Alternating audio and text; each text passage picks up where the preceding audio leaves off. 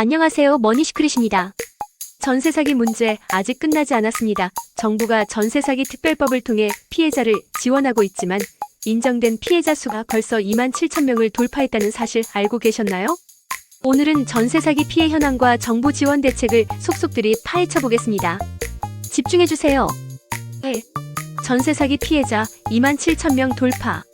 국토교통부에 따르면 지난달 19일 기준 전세 사기 피해자로 인정된 사람은 총 27,372명.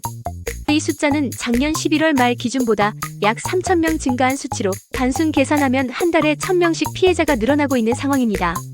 지역별 피해 현황을 살펴보면 서울 7,399명 최다 피해 지역, 경기 5,902명, 대전 2,276명, 인천 3,189명, 부산 2,962명, 서울과 경기 지역이 전세 사기의 중심지가 되고 있는 모습인데요.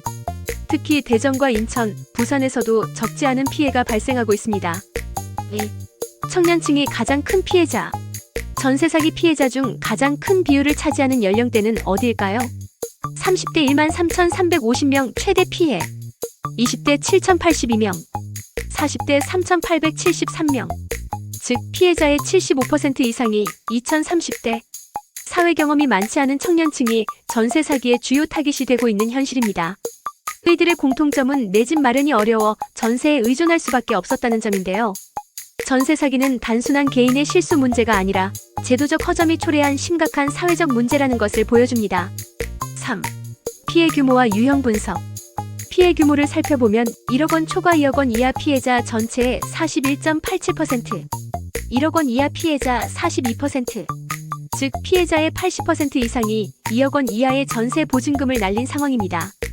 전세 사기가 가장 많이 발생한 주택 유형은 다세대 주택 30.5%, 오피스텔 20.9%, 다가구 주택 17.9%, 아파트보다 다세대 오피스텔 다가구에서 전세 사기 위험이 높았다는 점 주목해야 합니다. 4. 정부 지원 과연 충분할까? 현재 정부는 전세 사기 특별법을 통해 피해자를 지원하고 있는데요. 지원 조건은 다음과 같습니다. 전입신고 완료 앤드 대항력 보유, 보증금 5억 원 이하, 다수 임차인 피해 지역. 이를 충족한 피해자들은 주거지원 및 금융지원을 받을 수 있습니다. 하지만 문제는 지원 대상에서 제외된 피해자들도 많다는 점입니다. 보증금 5억 원 초과 피해자는 지원을 받을 수 없다는 한계도 있습니다. 피해 규모가 점점 커지는 만큼 정부의 추가 대책 마련이 시급한 상황. 5. 전세 사기 앞으로 해결될까? 전세 사기는 이제 개인 문제가 아니라 사회 전체가 해결해야 할 과제가 되었습니다. 정부 추가 지원책 마련할까? 전세 사기 예방을 위한 법 개정 필요. 피해자를 실질적으로 돕는 대책 마련 시급. 여러분은 어떻게 생각하시나요? 전세 사기 피해자 지원 이대로 충분할까요? 여러분의 의견을 댓글로 남겨주세요. 구독과 좋아요, 알림 설정 꼭 눌러주세요. 그럼 다음 영상에서 만나요. 감사합니다.